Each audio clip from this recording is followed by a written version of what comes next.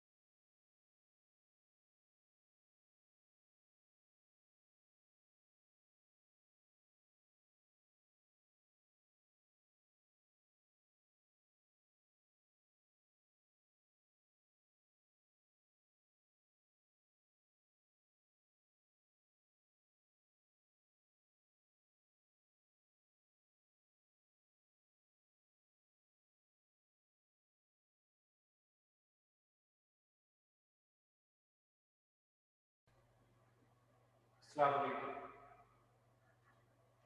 वालेकुम अस्सलाम सर।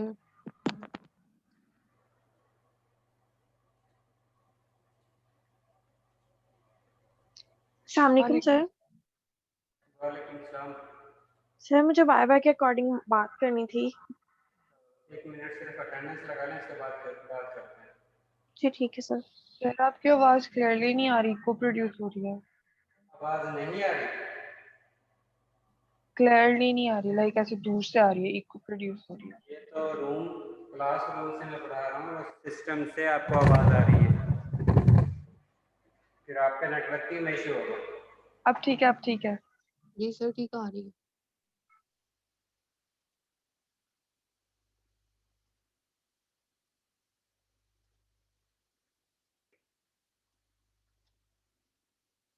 अफाक अहमद,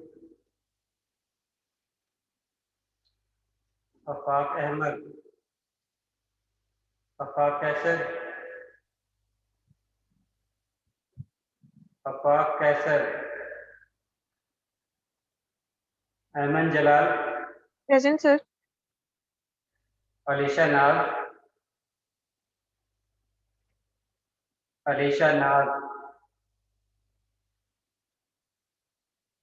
आमना Nazir, Amna Nazir,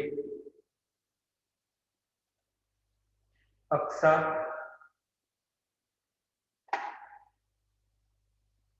Aqsa, Azka, Azka, Iman Naeem,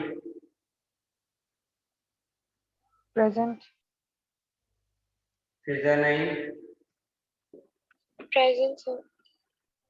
वफरा Batool, present sir. Hasnain Saeed, yes sir. Shahid, Esha Shahid, Fiza Fatima, yes sir. Kashif Khan, yes sir. Khadija Parveen, Khadija Parveen,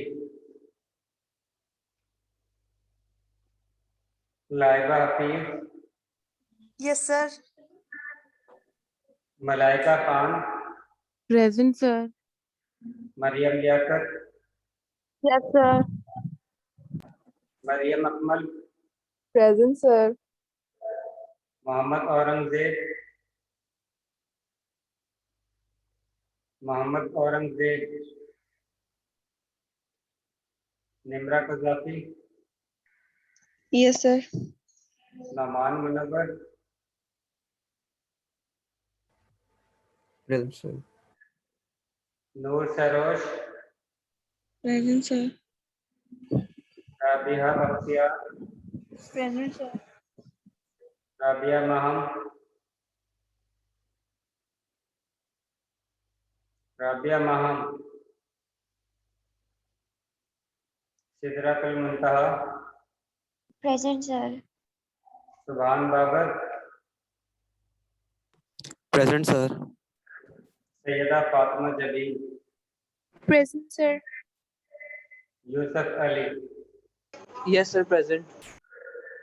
जी अब वो स्टूडेंट नाम सुन लें जो अटेंडेंस के वगैरह गैर हाजिर है कि वो प्रेजेंट है तो अटेंडेंस लगवा सकते हैं। अफाक अहमद, अफाक कैसर, अलीशा नाज, आमना नज़ीर, अक्सा, अज़का,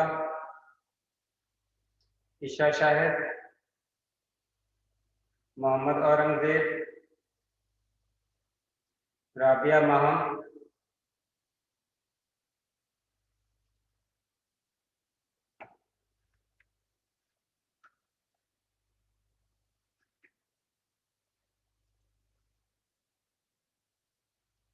आप लोगों को जो बिड का वाइवा हुआ है, जिसको जो भी इशू है वो अपना नाम और आईडी वफरा बतूल को मेल कर दे। गफरा बतुल को मैसेज कर दे, गफरा आपने इस तरह करना है कि लिस्ट बनाकर मुझे सेंड कर दें। ठीक है सर। और तो सर ये क्या आप कि मैंने जो चेक जो भी नंबर लगाए हैं वो बिल्कुल ठीक लगाए हैं और ये भी मार्किंग है। अगर किसी के नंबर ज़्यादा बन रहे हुए तो उसके नंबर कम लगेंगे, अगर किसी के कम लगे हैं तो वो ज़्यादा हो जाएंगे, और अगर उसके नंबर उसमें से कम होते हुए तो मैंने उसके नंबर कम कर दिए। ठीक है सर, आप कम कर दीजिएगा, लेकिन आप बस एक दफा रीचेक कर लें, क्योंकि आपने मुझे कहा था कि मेरे क्वेश्चंस के आंसर्स ठीक हैं। मैंने क्या कहा था? कि मेरे आंसर्स ठीक है। मैंने आपसे पूछा था कि सर मतलब वाइवा ठीक हो गया, आपने कहा जी। मैंने कहा सर कोई क्वेश्चन रॉन्ग हो, तो आपने कहा नहीं। अगर मैंने फिर भी हो तो मतलब कहा इतना था मार्जिन तो नहीं आ सकता ना मार्क्स में, क्योंकि सर मेरा अच्छा वाइवा हुआ था, मैंने आपसे पूछा भी था। Sir, Ahmad, same as with me. बात सुन लें, मैं आपको रिकॉर्डिंग चेक करवा दूंगा, जो उनके आंसर है वो भी साथ में बता दूंगा। जी सर, बस आप खुद एक दफा रिकॉर्डिंग दोबारा रीचेक कर लें। मैंने रिकॉर्डिंग चेक की है, मैंने ये कहा था कि आपका वाइवा जो है वो बुरा नहीं हुआ। बुरा का मतलब है कि एवरेज से ठीक है। मैंने ये नहीं कहा था कि आपका जो है वाइवा बिल्कुल ठीक है। नहीं सर, मैंने आपसे पूछा था ना कि सर क्वेश्चन के आंसर्स ठीक हैं, तो आपने कहा था जी बेटा, तसल्ली रखें। तो मुझे आइडिया है कि मतलब इतने क्वेश्चंस तो रॉन्ग नहीं हो सकते ना सर, कि अब इतना हाफ हाफ का मार्जिन आ रहा है मार्क्स में। आप काइंडली से रिक्वेस्ट ही कर सकती हूँ कि सर आप दोबारा रीचेक कर लें। आप यूनिवर्सिटी आ सकती है? सर मैं यूनिवर्सिटी इस वीक के अंदर आ जाऊंगी इंशाल्लाह। चले इस वीक के अंदर जो है वो आपने चक्कर लगा, ठीक है सर। ठीक है? मैं आपके सामने Sir, जी मैम। सर मेरा भी सेम केस है। मतलब मैंने 5 क्वेश्चंस आपने मुझसे पूछे थे, तो एक क्वेश्चन का आंसर नहीं हुआ था, और वो मैंने आपसे लास्ट क्लास में उसका आंसर भी पूछा था, वो स्टोइचियोमेट्रिक क्वेश्चंस का। उसके अलावा मैंने सबके आंसर्स दिए थे, फिर भी इतना मार्क्स का गैप आ रहा। मेरा भी एक बार देख लीजिएगा। मान नहीं, आपने भी यूनिवर्सिटी चक्कर लगा लेना है इस वीक में। कैसे? मैं आपने भी इस वीक में चक्कर लगा लेना है, ताकि आपके सामने ही मैं वीडियो को ओपन करूंगा, आपके सामने ही आपकी जो आंसर है उनको मैं आपको दिखाऊंगा कि आंसर फिर ठीक। यूनिवर्सिटी आना पड़ेगा? सॉरी? आप कह रहे हैं यूनिवर्सिटी आ रहे हैं? जी, क्योंकि यूनिवर्सिटी को ओपन हो गई है ना। Okay sir. जी, ताकि आप लोगों को जो भी इशू है वो क्लियर हो जाए। ठीक है सर। ठीक है?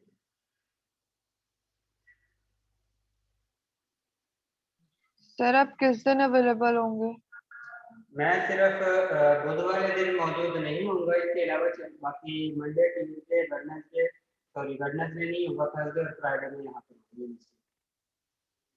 और सर टाइमिंग मतलब अवेलेबल होने की? 8 बजे से और 4-5 बजे तक।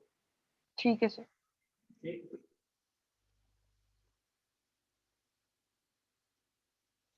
जी, इसके अलावा तो किसी कोई इशू नहीं है।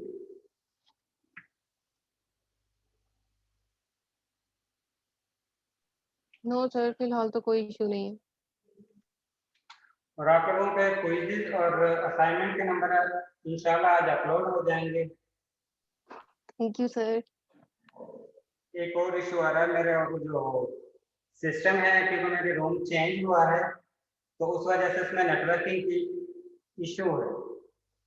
अगर ये इशू ना होता तो मैं आप लोगों को रिकॉर्डिंग जो है वो अभी चेक करवा सकता था, क्योंकि टोटल डाटा जो है वो मेरे सिस्टम पर पड़ा हुआ है, लेकिन मैं यहाँ पर क्लासरूम में आकर क्लास कर रहा हूँ।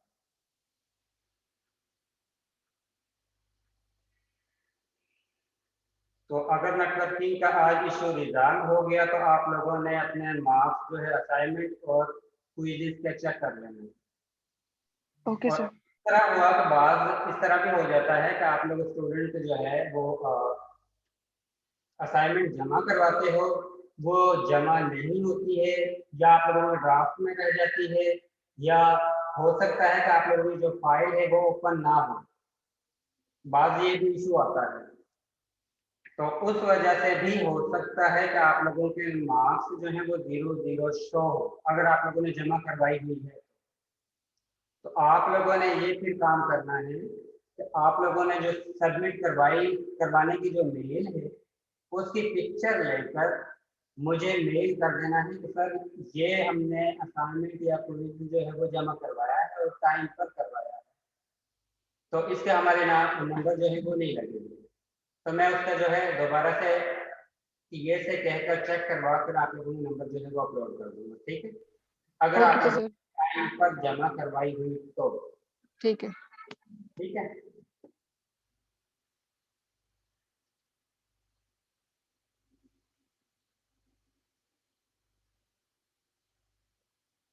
क्योंकि बाद फाइल ऐसे आ जाती हैं वो ओपन नहीं होती, उनमें कोई एरर वगैरह आ जाती है, तो उस वजह से भी जिसके पास ओपन नहीं होती तो वो चेक भी नहीं होती, तो बाद सर दफा वैसे इस एक तरह नहीं हो जाता है। सर वैसे एक असाइनमेंट कितने मार्क्स की है?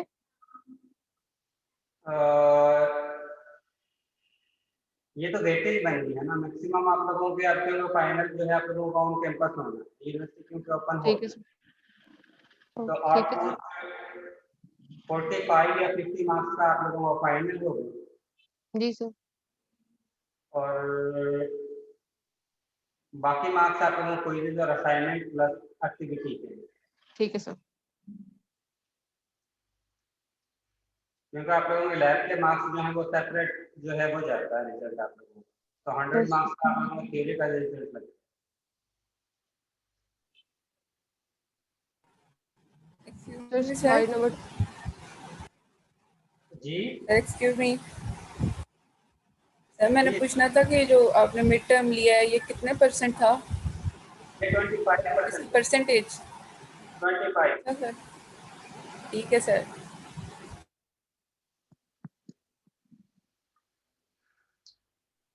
लास्ट टाइम हमने जो डिस्कस किया था, स्लाइड नंबर 22 से स्टार्ट करना है आज। सर एक स्लाइड में से क्वेश्चन है आपसे। सॉरी सर एक क्वेश्चन है स्लाइड में से लास्ट लेक्चर का। तो वो उसमें लिखा हुआ है कि जो स्पॉन्टेनियस प्रोसेस होता है उसमें जो डेल्टा एच की वैल्यू हो जो ग्रेटर और जीरो से, तब जो एंट्रोपी होती है वो इंक्रीज करती है। जबकि हमने जो प्रीवियस जो चैप्टर्स पढ़े हैं मतलब उसमें था कि जब उसकी डेल्टा एच की वैल्यू नेगेटिव हो तब एंट्रोपी इंक्रीज करती है स्पॉन्टेनियस प्रोसेस होने पे। तो डेल्टा एच अगर ग्रेटर होगा जीरो से तब तो वैल्यू पॉजिटिव नहीं होगी। एक मिनट में टेबल निकाल देता हूँ, टेबल से आप लोगों को ज़्यादा क्लियर होगा।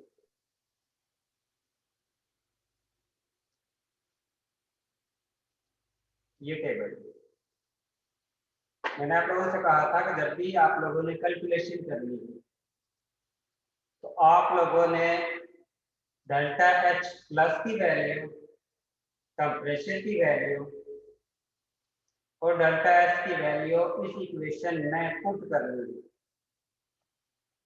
अगर आप लोगों के पास ये वैल्यू डेल्टा एच की वैल्यू ये गिवन है, डेल्टा एच की वैल्यू ये गिवन है और टेम्परेचर की वैल्यू ये गिवन है, आप लोगों ने इसको केल्विन में कन्वर्ट करके फिर इसको यूज करना है।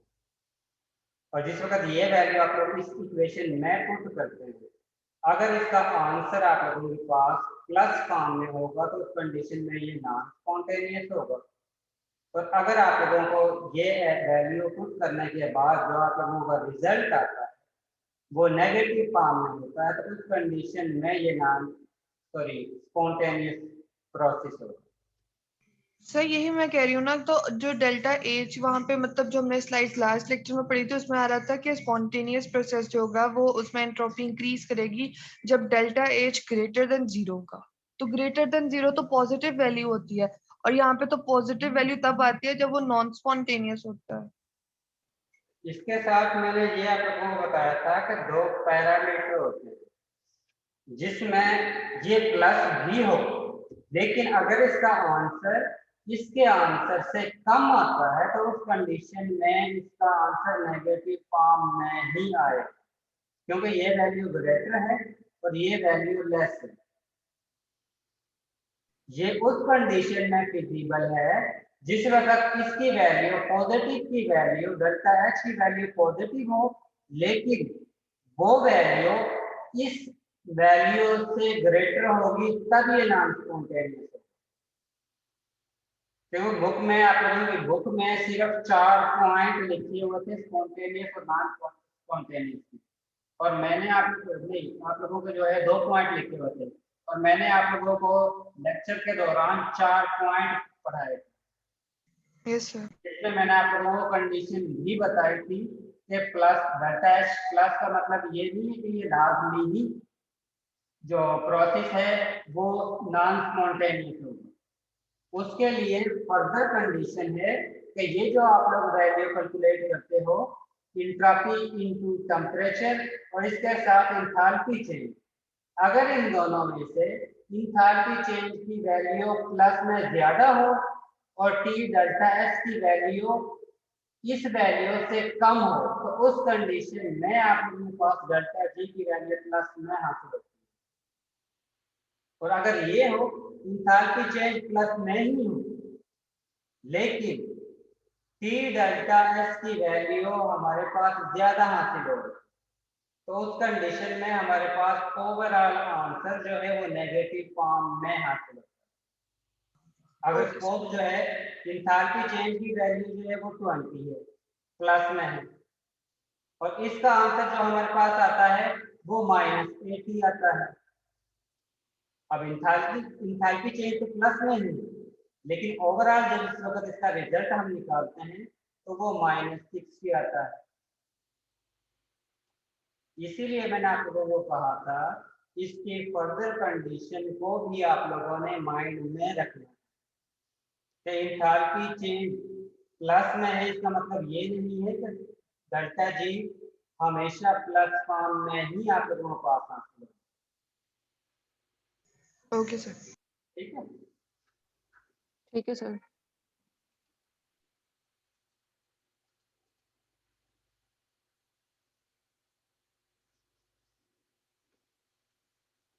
इसके बाद हमने यहाँ तक स्टडी कर लिया था कि पोलर और नॉन पोलर के बारे में। यस सर, ये इंट्रोडक्शन स्टार्ट करनी है लिक्विड सॉल्यूशन।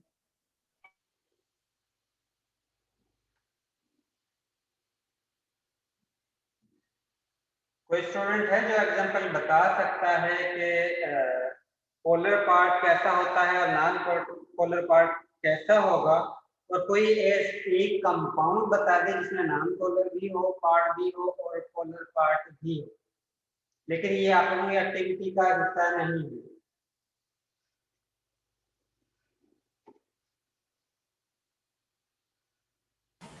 सर जो होते हैं जो लिपिड्स होते हैं मेम्ब्रेन्स में उनका एक हाइड्रोफिलिक पार्ट होता है ना आउटर पार्ट, और जो इनर पार्ट होता है वो हाइड्रोफोबिक होता है।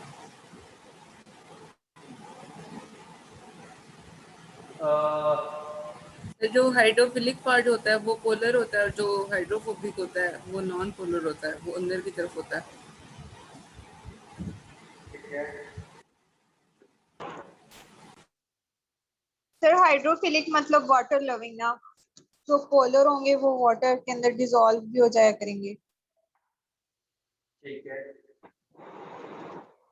इसके साथ आप लोग जो मोस्टली विटामिन या बॉडी के लिए जो चीजें इस्तेमाल करते हैं उनको हम फर्दर दो टाइप्स में डिवाइड करते हैं।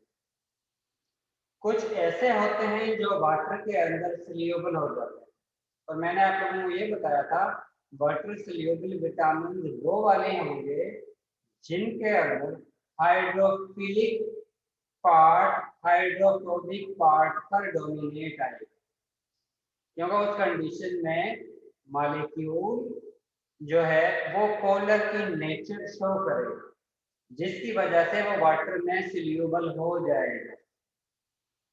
और जो वाटर में सोल्यूबल होगा इसका मतलब है हम इसको कहेंगे हाइड्रोफिलिक इन नेचर। और कुछ ऐसे कंपाउंड भी हैं जो वाटर में सोल्यूबल नहीं होते,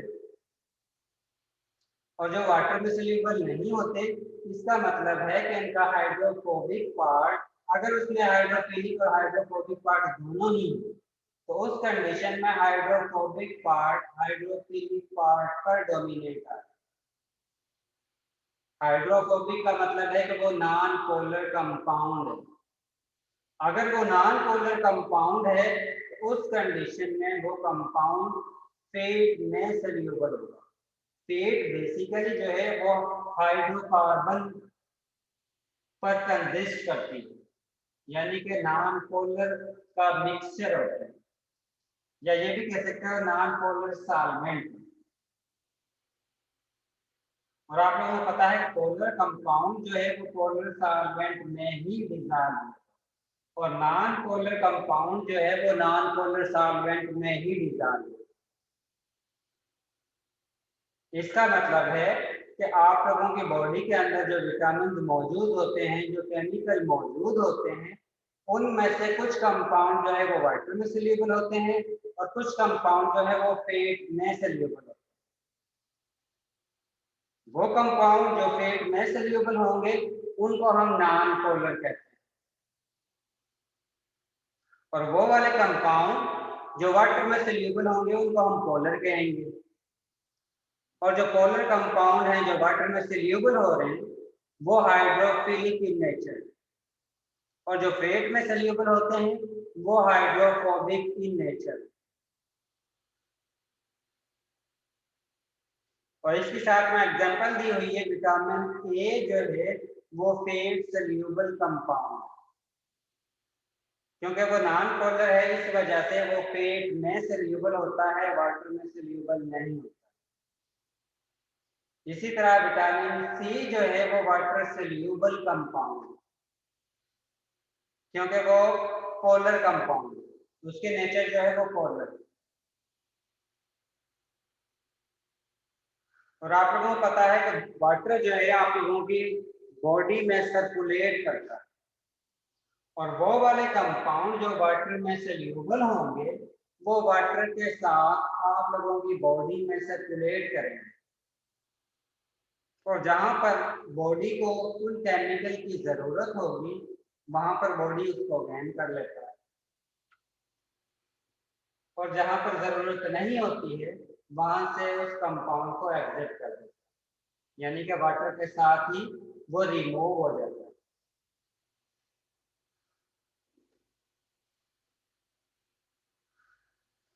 इसी तरह कुछ ऐसे कंपाउंड भी हैं जो आप लोगों के पास सॉलिड फॉर्म में एग्जिस्ट करते हैं। जिस तरह बाद मेटल को आप लोग मरकरी में ऐड करते हो तो उस कंडीशन में आप लोगों के पास अमलगम बनता है। अमलगम बेसिकली दो या दो से ज्यादा मेटल्स का मिक्सचर होता है और वो सॉलिड फॉर्म में एग्जिस्ट करता है। और आप लोगों ने सॉलिड की फर्दर एक टाइप पढ़ी थी, network solid. Covalent network solid ऐसे सॉलिड होते हैं जो कोवलेंट बॉन्ड के जरिए एक दूसरे के साथ अटैच होते हैं। अब इसका किसी और सॉल्वेंट के साथ इंटरेक्शन करना या सोल्यूबिलिटी चेक करने के लिए लाजमी है कि इनके दरमियान से बॉन्ड को ब्रेक किया जाए, और हमें पता है अगर हम बॉन्ड को ब्रेक करते हैं तो उस कंडीशन में कंपाउंड की नेचर ही चेंज हो जाती है और इंटरेक्शन की निस्बत बॉन्ड को ब्रेक करना ज्यादा टफ टाइम होता है। इसी वजह से हम कहते हैं कोवलेंट नेटवर्क सॉलिड जो हैं वो किसी सॉल्वेंट में सोल्यूबल नहीं होते, वो एज इट इज मौजूद होते हैं।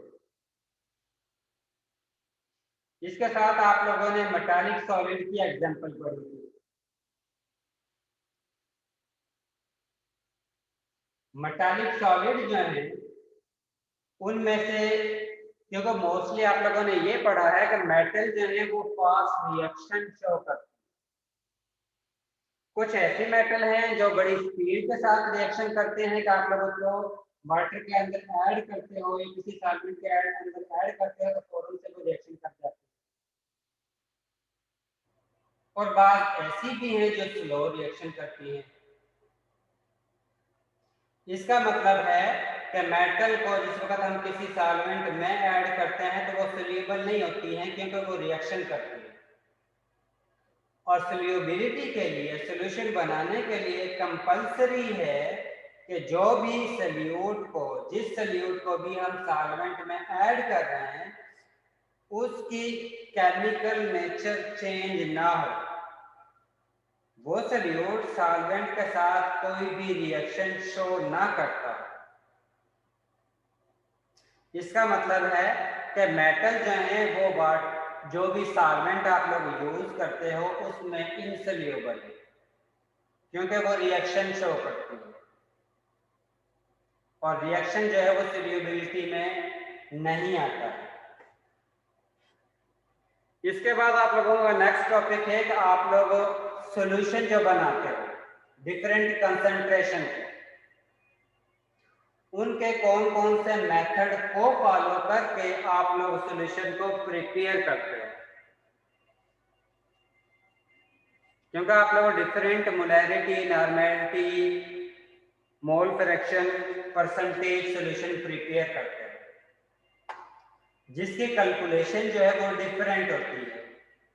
हर कंसंट्रेशन का सॉल्यूशन बनाते वक्त हमारे पास जो कैलकुलेशन है वो डिफरेंट है, उनका फार्मूला जो आप लोग यूज करते हो वो भी डिफरेंट है। इसमें सबसे पहले कंसंट्रेशन का यूनिट जो आप लोग यूज करते हो वो है मोलैरिटी,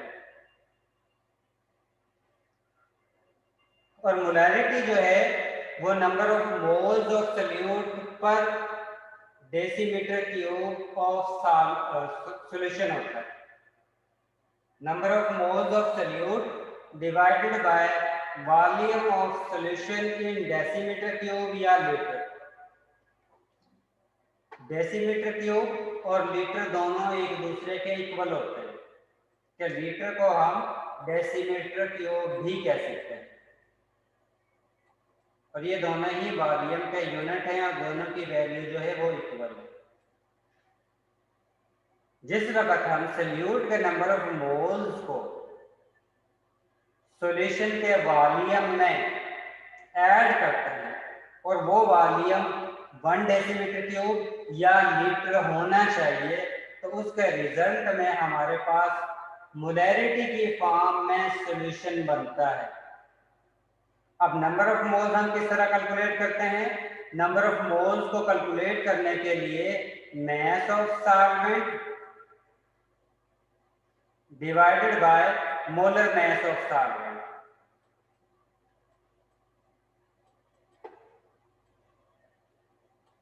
अगर हमारे पास सॉल्यूट का मास गिवन है और सॉल्यूशन का वॉल्यूम गिवन है, तो हम मोलैरिटी फाइंड आउट कर सकते हैं। और अगर हमारे पास मोलैरिटी गिवन है और वॉल्यूम गिवन है, तो हम सॉल्यूट का मास कैलकुलेट कर सकते हैं। और ये फार्मूला हम मोस्टली सॉलिड सॉल्यूट को लिक्विड सॉल्वेंट में मिक्स अप करके लिक्विड फॉर्म में जो सॉल्यूशन बनता है उसके लिए हम अप्लाई करते हैं। ये फार्मूला जो हम यूज कर रहे हैं मोलैरिटी का, मोस्टली हम उसके लिए यूज कर रहे हैं जिसमें सॉल्यूट जो है वो सॉलिड फॉर्म में है, सॉल्वेंट जो है वो लिक्विड फॉर्म में है, और आप लोगों के पास सॉल्यूशन जो है वो लिक्विड फॉर्म में बनता है। और हमारे पास ये ओवरऑल इक्वेशन जो है मोलैरिटी की, वो हासिल होगी molarity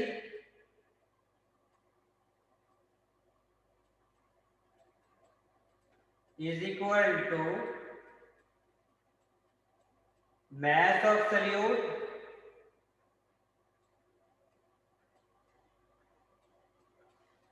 over molar mass of solute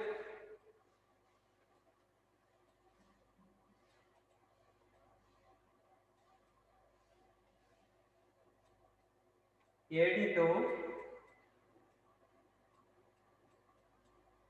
1 over volume of solution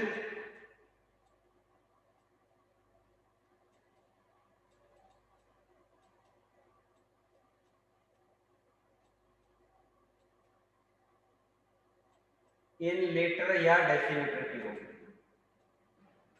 हमारे पास ये मोलैरिटी की इक्वेशन हासिल होती है, जिसको हम यूज करते हैं और मोलैरिटी की फॉर्म में सॉल्यूशन को प्रिपेयर करते हैं। और जिस वक्त हम चेक करते हैं कि टेम्परेचर इंक्रीज करने से या टेम्परेचर डिक्रीज करने से मोलैरिटी पर अफेक्ट होता है या नहीं, तो उसके लिए हम सबसे पहले ये चीज चेक करते हैं जो इक्वेशन में वैल्यूज गिवन है, जिस तरह सॉल्यूट का मास गिवन है, मोलर मास गिवन है, सॉल्यूशन का वॉल्यूम गिवन है, तो इन तीनों चीजों में से कोई चीज, कोई मटेरियल, कोई पैरामीटर ऐसा तो नहीं है जो टेम्परेचर पर डिपेंड करता है। अगर हम इन तीनों को चेक करते हैं तो मास ऑफ सॉल्यूट जो है वो भी टेम्परेचर पर डिपेंड नहीं होता। टेम्परेचर इंक्रीज करते हो या डिक्रीज करते हो तो मास ऑफ सॉल्यूट चेंज नहीं होता। इसके साथ अगर आप लोग टेम्परेचर चेंज करते हो तो उसकी वजह से सॉल्यूट का मोलर मास भी चेंज नहीं होता। लेकिन अगर आप लोग टेम्परेचर को चेंज करते हो तो उसके रिजल्ट में वॉल्यूम का जो सॉल्यूशन का जो वॉल्यूम है वो चेंज होता है। इसका मतलब है मोलैरिटी जो है वो टेम्परेचर डिपेंडेंट है। अगर आप लोग टेम्परेचर इंक्रीज करते हो तो उस कंडीशन में वॉल्यूम की वैल्यू इंक्रीज होती है। और आप लोगों के सामने ये इक्वेशन ये इंडिकेट करती है मोलैरिटी और वॉल्यूम, सॉल्यूशन का वॉल्यूम जो है वो इनवर्सली रिलेटेड। अगर आप लोग टेम्परेचर इंक्रीज करोगे तो उस कंडीशन में सॉल्यूशन का वॉल्यूम जो है वो इंक्रीज होगा, और जिस वक्त सॉल्यूशन का वॉल्यूम इंक्रीज होगा उस कंडीशन में मोलैरिटी जो है वो डिक्रीज होगी। इसी तरह अगर आप लोग टेम्परेचर को लो करते हो तो उस कंडीशन में सॉल्यूशन का वॉल्यूम डिक्रीज होता है, और जिस वक्त वॉल्यूम डिक्रीज होगा इसका मतलब है कि मोलैरिटी सॉल्यूशन की इंक्रीज होगी।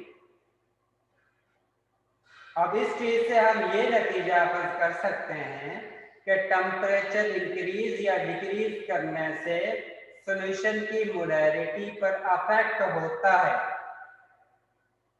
इसका मतलब है मोलैरिटी जो है वो टेम्परेचर डिपेंडेंट फैक्टर है। अगर आप लोग टेम्परेचर को चेंज करोगे तो उसके साथ मोलैरिटी जो है वो भी चेंज होगी।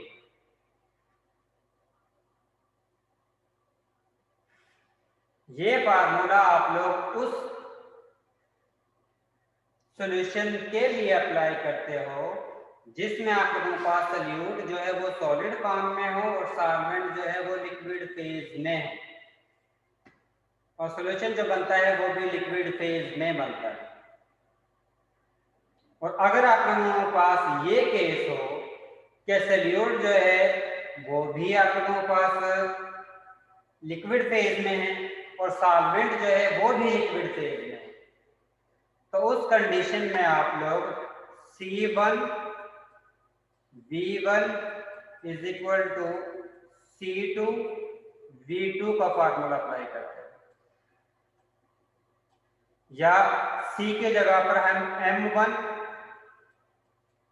V1 is equal to M2 V2 का फार्मूला भी यूज करते हैं। ये फार्मूला उस वक्त है जिस वक्त आप लोगों के पास सॉल्यूट जो है वो सॉलिड फॉर्म में हो, और ये फार्मूला आप लोगों ने उस वक्त अप्लाई करना है जिस वक्त आप लोगों के पास सॉल्यूट जो है वो भी लिक्विड फेज में है और सॉल्वेंट जो है वो भी लिक्विड फेज में है।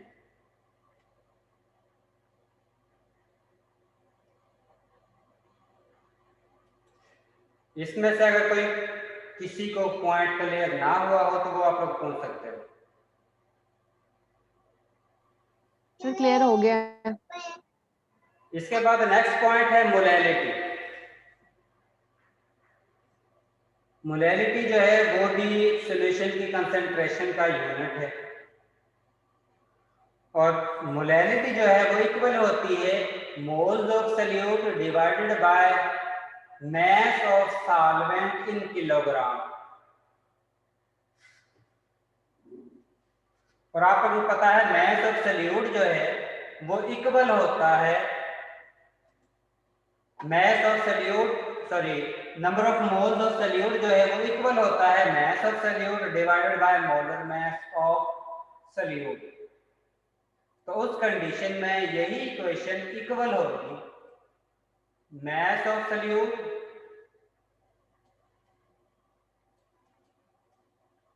divided by molar mass of solute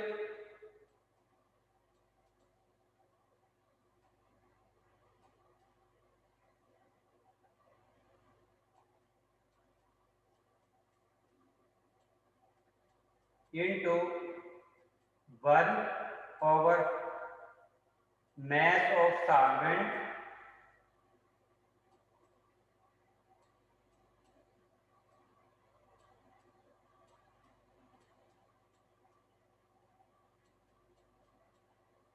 in kilogram।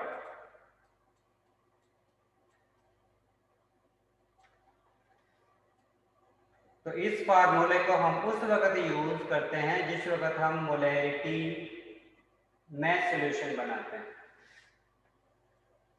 अब इसमें हम चेक करते हैं कि वाकई ही मोलैरिटी जो है वो टेम्परेचर डिपेंडेंट है या नहीं। अब यहाँ पर मैस ऑफ सॉल्यूट जो है अब ये टेम्परेचर पर डिपेंड नहीं करता। इसके साथ मोलर मैस ऑफ सॉल्यूट जो है वो भी टेम्परेचर पर डिपेंड नहीं करता। मैस ऑफ सॉल्वेंट जो है वो भी टेम्परेचर पर डिपेंड नहीं करता। इसका मतलब है मोलैलिटी के जो पैरामीटर हैं उसमें से कोई भी पैरामीटर टेम्परेचर पर डिपेंड नहीं करता।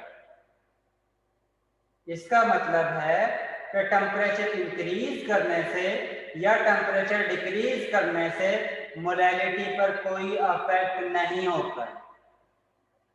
आप लोग टेम्परेचर ज्यादा करते हो या कम करते हो तो उसकी वजह से सॉल्यूशन की मोलैलिटी पर इफेक्ट नहीं पड़ता। लेकिन मोलैरिटी जो हमने पहला यूनिट स्टडी किया था उसमें मोलैरिटी जो है वो टेम्परेचर डिपेंडेंट फैक्टर है कि वो टेम्परेचर पर डिपेंड करता है, लेकिन मोलैलिटी जो है वो टेम्परेचर पर डिपेंड नहीं करता। और जब भी आप लोगों ने मोलैलिटी का सॉल्यूशन बनाना है तो उस कंडीशन में आप लोगों ने mass of solute divided by molar mass of solute into 1 over mass of solvent in kilogram इस इक्वेशन को यूज करना है और उसके जरिए आप लोग मोलैलिटी फाइंड आउट कर सकते हैं। अगर आप लोगों के पास इक्वेशन में मैस ऑफ सॉल्यूट गिवन है,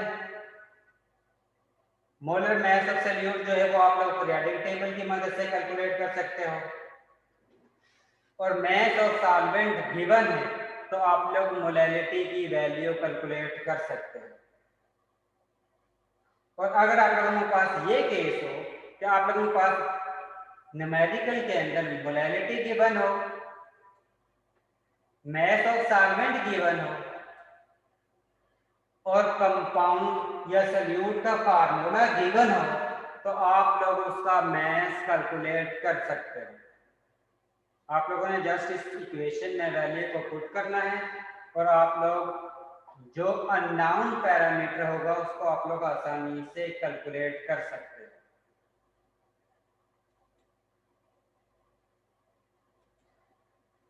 मोलैरिटी जो है वो टेम्परेचर डिपेंडेंट फैक्टर है, मोलैलिटी जो है वो टेम्परेचर डिपेंडेंट नहीं है।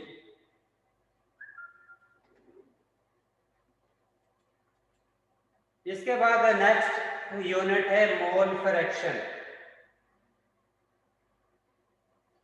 मोल फ्रैक्शन जो है वो इक्वल होता है number of moles of any component divided by total number of moles in solution. Solution के अंदर किसी एक जो स्पीशी है उसके नंबर ऑफ मोल को अगर हम सॉल्यूशन के टोटल नंबर ऑफ मोल से डिवाइड करते हैं तो हमारे पास उस कंपोनेंट का मोल फ्रैक्शन हासिल होता है। और मोल हमें पता है वो इक्वल होता है mass of solute divided by molar mass of solute. इसका मतलब है कि मोल फ्रैक्शन जो है वो भी टेम्परेचर इंडिपेंडेंट है। तो टेम्परेचर की वजह से मोल फ्रैक्शन पर कोई अफेक्ट नहीं होता है। कि टेम्परेचर हम इंक्रीज करते हैं या टेम्परेचर डिक्रीज करते हैं तो उसकी वजह से जो सॉल्यूशन हमने मोल फ्रैक्शन की बेस पर प्रिपेयर किया है उस पर कोई अफेक्ट नहीं होगा। इसका मतलब है कि मोल फ्रैक्शन जो है वो भी टेम्परेचर इंडिपेंडेंट फैक्टर है। इसके बाद परसेंटेज में आप लोग किस तरह सॉल्यूशन को प्रिपेयर करते हैं। अगर आप लोग मैथ परसेंटेज में सॉल्यूशन बनाते हो तो उस कंडीशन में जो आप लोगों ने फार्मूला यूज करना है वो है mass percentage is equal to mass of solute divided by mass of solution into 100%, या सिर्फ आप लोग इसको 100 भी लिख सकते हो कि जो आप लोगों के पास सोल्यूट का मैस है उसको सोल्यूशन के मैस से डिवाइड करते हैं तो हमारे पास मैस परसेंटेज में सोल्यूशन हासिल होता है और उस सोल्यूशन के आगे हम परसेंटेज का साइन यूज करते हैं। परसेंटेज का साइन हमें ये शो करता है कि ये 100 में से इतने परसेंट सोल्यूशन है। जिस तरह अगर आप लोगों के पास यहाँ पर लिख देते हैं 50%, और 50% का मतलब है जो भी आप लोगों के पास सोल्यूट का मैस है वो 50% है और टोटल मैस जो है सोल्यूशन का वो 100 है। 100 में से 50 जो है वो सोल्यूट का मैस है, बाकी 50 मैस जो है वो किसी और स्पीशी का हो। और जिस वक्त हम ppm पार्ट्स पर मिलियन में सॉल्यूशन को बनाते हैं तो उसके लिए mass of solute divided by mass of solution into 10⁻⁶ इस इक्वेशन को यूज करते हैं। और इस कंडीशन में हमारे पास जो भी वैल्यू हासिल होती है वो मिलियन में से उसका वो पार्ट कहलाती है। अब अगर हम कहते हैं कि हमारे पास 5 ppm सॉल्यूशन है, 5 ppm सॉल्यूशन का मतलब है जो मिलियन हिस्सा है उसमें से 5 हिस्से जो हैं सॉल्यूशन में वो सोल्यूट के, बाकी के जो हिस्से हैं वो किसी और स्पीशी के हैं, वो सोल्यूट के नहीं है। इसी तरह अगर आप लोग इसी सॉल्यूशन को पार्ट्स पर बिलियन में कन्वर्ट करना चाहते हो तो उस कंडीशन में आप लोगों के पास ये 10⁻⁶ की जगह पर 10⁻⁹ हासिल होगा। और अगर आप लोगों के पास आता है 12 ppb तो इसका मतलब है बिलियन हिस्सों में से 12 हिस्से सोल्यूट के हैं, बाकी जो मैस है वो किसी और स्पीशी का है। कि 12 ppb का मतलब है कि सिर्फ बिलियन में से 12 हिस्से जो हैं वो सोल्यूट के हैं, बाकी जो हिस्से हैं वो किसी और स्पीशी के हैं।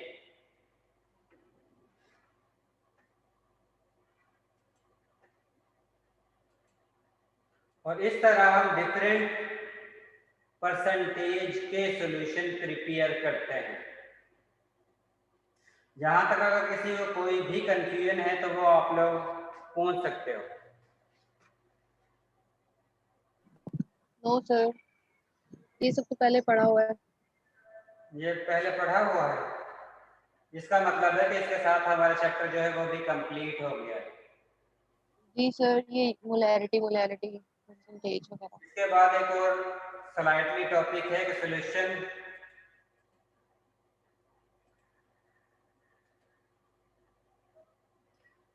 सॉल्यूशन को हम फर्दर जो है वो डिफरेंट टाइप्स में डिवाइड करते हैं on the basis of particle या सोल्यूट साइज। अभी जो हम पढ़ रहे थे वो सॉल्यूशन था, जिसमें आप लोगों के पास ट्रांसपेरेंट सॉल्यूशन हासिल होता है। इसके बाद फर्दर इसके टाइप्स हैं जिसमें सल्यूट का साइज जो है वो ज्यादा बड़ा होता है। ऐसा जिस वक्त हम सल्यूट को सॉल्वेंट में मिक्सअप करते हैं, जिसके जरिए हमारे पास हेट्रोजीनियस मिक्सचर हासिल होता है, जिसमें सल्यूट जो है वो सॉलिड फेज में होता है और सॉल्वेंट जो है वो लिक्विड फेज में होता है। और इस कंडीशन में हमारे पास सल्यूट के पार्टिकल का साइज जो है वो 1 माइक्रोमीटर तक होता है या 1000 नैनोमीटर तक होता है। तो उस कंडीशन में जो हमारे पास मिक्सचर हासिल होगा उसको हम सस्पेंशन कहते हैं, जिसमें हमारे पास सल्यूट जो है वो सॉलिड फेज में होता है और सॉल्वेंट जो है वो लिक्विड फेज में होता है। और ये सॉल्यूशन के अंदर भी सल्यूट जो है वो सॉलिड फेज में ही होगा, सॉल्वेंट जो है वो लिक्विड फेज में ही होगा। और अगर आप लोग उसको कुछ देर के लिए रख देते हो, उसको शेक नहीं करते, तो उस कंडीशन में सॉलिड पार्टिकल सल्यूट के नीचे सेटल डाउन हो जाते हैं, नीचे बैठ जाते हैं।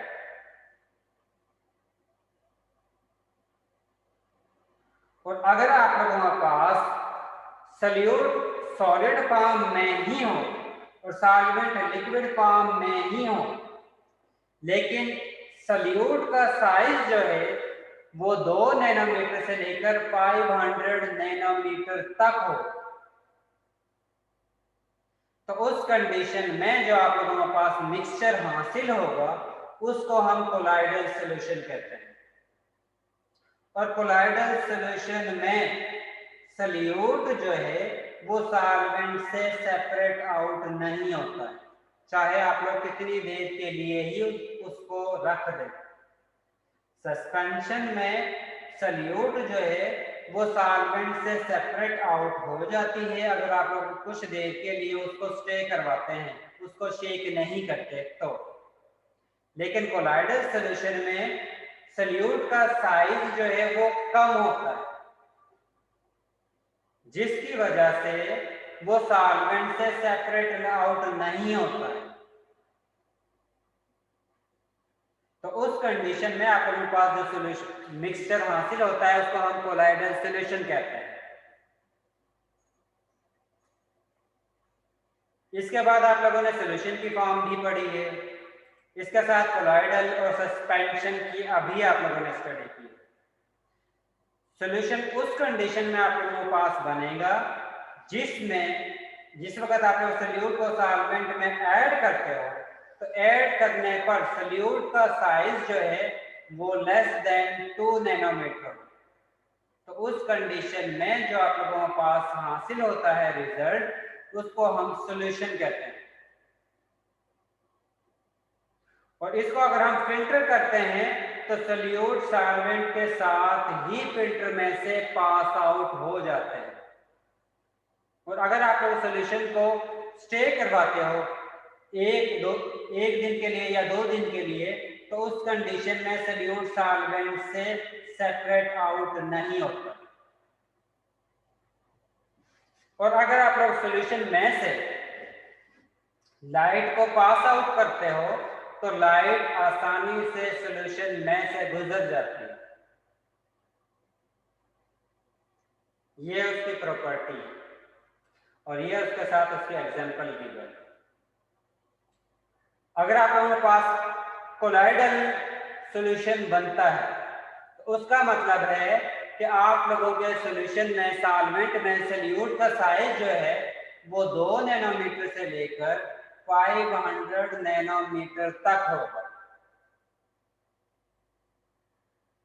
और इस सॉल्यूशन में से अगर आप लोग लाइट को पास करवाते हो तो लाइट स्कैटरिंग करती है, यानी कि उसमें से स्ट्रेट लाइन में मूव नहीं करती है, पास आउट नहीं होती है, किसी एंगल पर रिफ्लेक्ट होती है। ये इंडिकेशन है कोलाइडल सॉल्यूशन की। और अगर आप लोग इसको फिल्टर करते हो तो उस कंडीशन में कोलॉइडल सॉल्यूशन जो है वो फिल्टर पेपर में से पास आउट हो जाता है। और कोलॉइडल सॉल्यूशन को अगर आप लोग स्टे करवाते हो तो उस कंडीशन में सॉल्यूट सॉल्वेंट से सेपरेट आउट नहीं होता है। और इसके एग्जांपल जो हैं वो यहाँ पर ये गिवन है।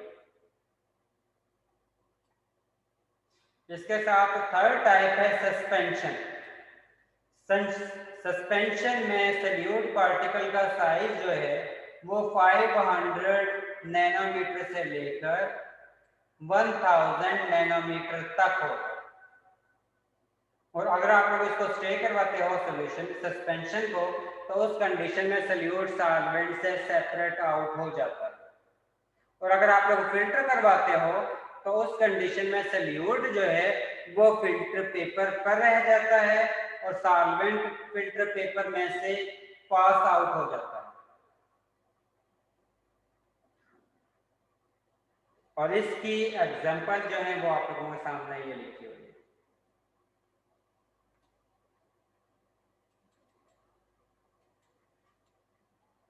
जी, इसमें अगर किसी को कोई कंफ्यूजन है तो वो आप लोग पूछ सकते हो। उसके बाद ये आप लोगों की सेकंड लास्ट स्लाइड है।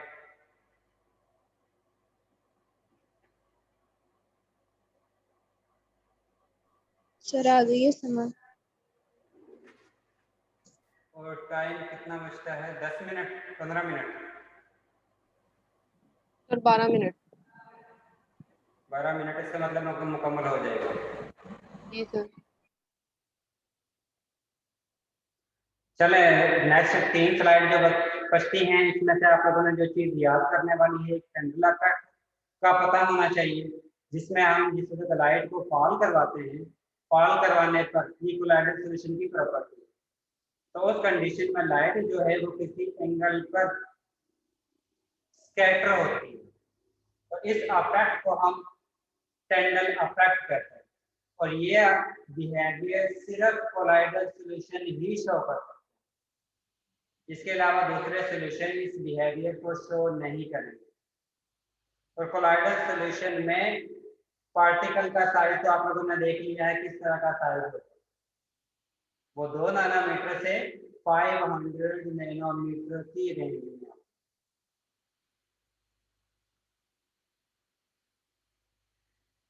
हाइड्रोफिलिक हाइड्रोफोबिक आप लोगों ने पढ़ लिया है कि हाइड्रोफिलिक कौन सा होता है, हाइड्रोफोबिक क्या होता है, और किस तरह एक चीज दूसरे चीज के साथ इंटरेक्शन कर सकती है। बस इसके मेरे ख्याल में इस चैप्टर में से इतना ही काफी है। यहाँ तक अगर आप लोगों को कोई कंफ्यूजन है तो वो आप लोगों ने पूछ लेना। इसके साथ आप लोगों ने एक्सरसाइज से मोलैरिटी, नॉर्मलिटी, मोल फ्रैक्शन और मैथ परसेंटेज के जो न्यूमेरिकल हैं उनकी आप लोगों ने प्रैक्टिस करनी है। जिस वक्त आप लोगों की असाइनमेंट नंबर 4 कंप्लीट होगी तो उसके बाद मैंने आप लोगों को ये जो आप लोगों का आज फार्मूले आप लोगों ने स्टडी किए इनकी असाइनमेंट देनी है। और वो आप लोगों की 5th असाइनमेंट होगी। ठीक है सर, वो तो अभी आगे है ना। जी ठीक है सर।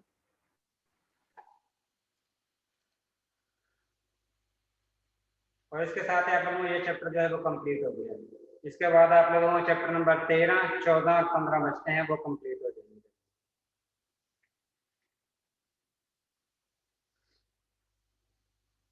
इसमें से अगर किसी को कोई कंफ्यूजन है, कोई क्वेश्चन पूछना है तो वो आप लोग पूछ सकते हैं।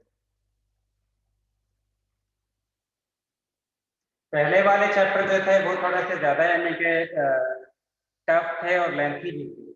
बाद वाले जो चैप्टर हैं वो इतना ज्यादा लेंथी भी नहीं है, इतना कॉम्प्लिकेटेड भी नहीं है। सर जी सर जब फाइनल का पेपर होगा तो आप फाइनल के पेपर में वो 2 चैप्टर्स इंक्लूड करेंगे जो मिड में थे?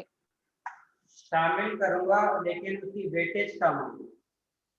सर वो मैं मिड आप वाले आप लोगों क्या करना उनको इंक्लूड करके? मैं कह रही हूँ कि सर वो तो मिड वाले हैं ना, उनको क्या करना है इंक्लूड करके? वैसे भी दूसरे 5 चैप्टर्स तो हैं ही। असल में रूल जो यूनिवर्सिटी का है वो ये है कि आप लोगों का जो मिड में जो चैप्टर शामिल होते हैं उनका 25% फाइनल पेपर में शामिल होता है। सर होता तो 25% है, हमें तो सारा पढ़ना पड़ जाता है।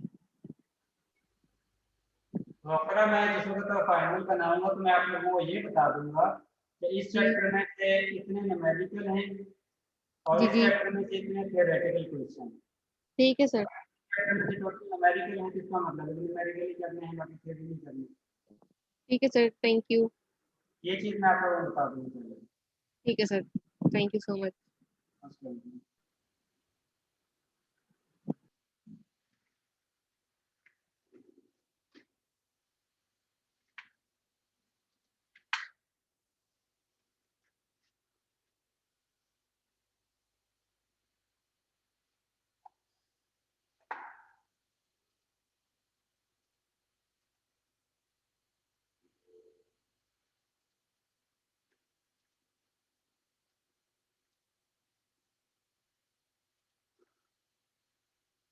Afaq Ahmed, yes sir, present हूँ। अफाक अहमद कितनी लेट ज्वाइन की है क्लास?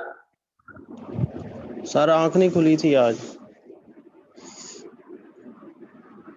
और ये बताएं कि लेट ज्वाइन करने का मेरा फायदा है या आप लोगों को फायदा? सर घर में शादी है तो इसलिए सर आंख नहीं खुली थी। ये अफाक है सर, आपका क्या इशू था? Yes sir. या ये बता दें कि मुझे ये चीज करने का मुझे कोई फायदा होगा? सर मेरी फर्स्ट क्लास है, मैंने जो लेट ज्वाइन की है। देखें, हमारी कोशिश ये होती है कि आप लोग पढ़ो, कुछ सीखो, और आप लोगों का सीजीपीए जो है वो अच्छा है।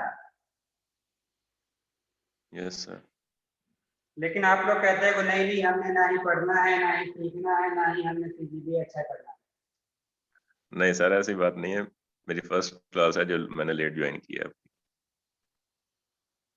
क्योंकि नेटवर्क ईद इशू। के बाद आप लोगों की मोस्टली क्लास में से काफी स्टूडेंट जो हैं वो लेट क्लास को ज्वाइन करते यस सर। हैं। और आप लोगों को ये भी पता है कि आप लोगों का अभी 3 चैप्टर रहते हैं यस और हर चैप्टर में से कम 1-2 क्वेश्चन तो आएगा। और जो चीज आप लोगों ने मिस कर दी तो उसका फिर रिजल्ट क्या बनेगा?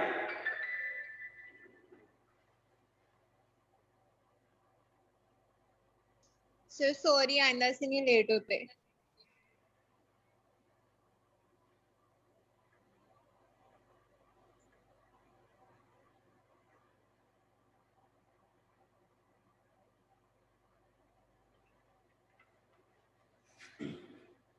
Afaq Ahmed, present sir. अफाक है sir.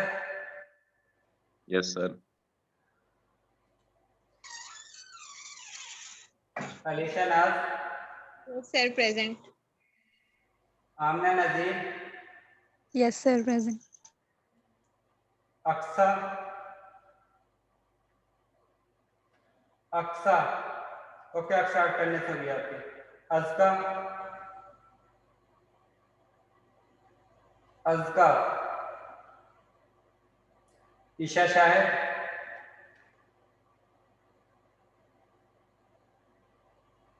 Khadija Parveen, Present, sir. Muhammad Aurangzeb, जी sir, present. Rabia Maham, Sir, present. इसके अलावा कोई स्टूडेंट तो नहीं है जिसकी एब्सेंट और वो क्लास में मौजूद हो?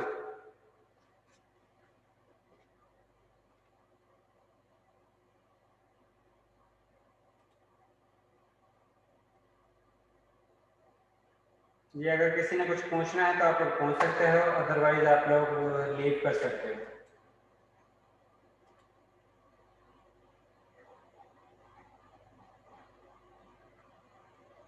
नो सर, कुछ भी नहीं है पूछने वाला। ठीक है, आप लोग लीव कर सकते हो। अल्लाह सर हाफ़िज़। सर एक बात है जी जी। सर, अब जिन भी स्टूडेंट्स ने चेक करवाना है, मतलब अपना वाइवा रीचेक करवाना है, आप उन सबको ही कहेंगे कि वो यूनिवर्सिटी आए? अभी दोबारा से रिपीट कीजिएगा, क्या पूछा है? सर मैं कह रही हूँ जिन स्टूडेंट्स से अपना वाइवा रीचेक करवाना है, तो क्या उनके लिए कंपलसरी है वो सब यूनिवर्सिटी आके चेक करवाएं? ये याद रखिए, जो चेक करवाएंगे अगर उनका नंबर कम होंगे तो वो कम ही लगेंगे, और जिनके ज्यादा हो जाएंगे उनके ज्यादा लग जाएंगे। ओके सर, ठीक है। आना है जिसने भी चेक करना है। ठीक है सर।